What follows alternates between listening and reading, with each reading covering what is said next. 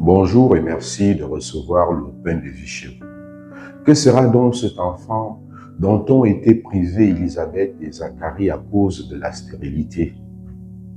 La réponse appartient au Seigneur et elle passe par cette naissance inespérée. Mes chers amis, nous célébrons en ce jour la nativité de Jean-Baptiste, le précurseur. En effet, Jean-Baptiste a été le précurseur du Christ en tout, même dans sa mort. À côté du Christ, il est le seul saint dont la Bible mentionne la naissance.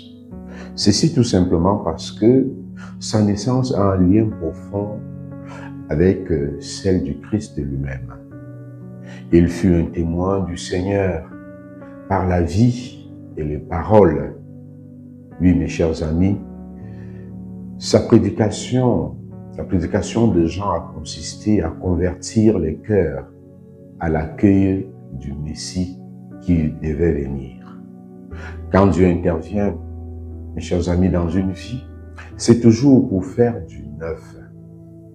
Le nom Jean signifie Dieu fait grâce.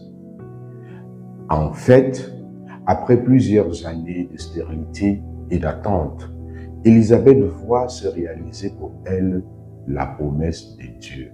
Dieu fait grâce.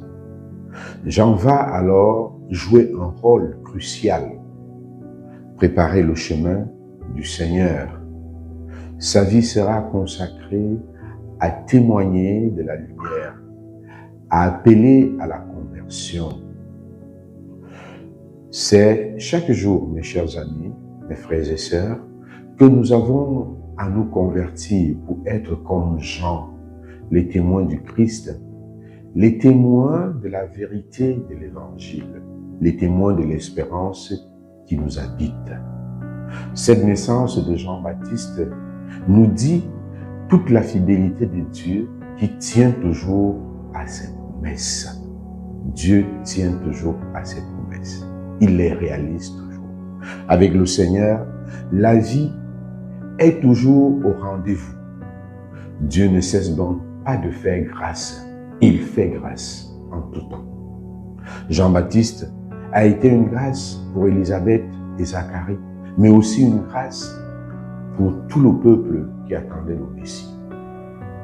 Il a été pour ce peuple parce que par sa vie et sa parole, il les a aidés à préparer leur cœur pour l'accueil du Messie qui devait venir.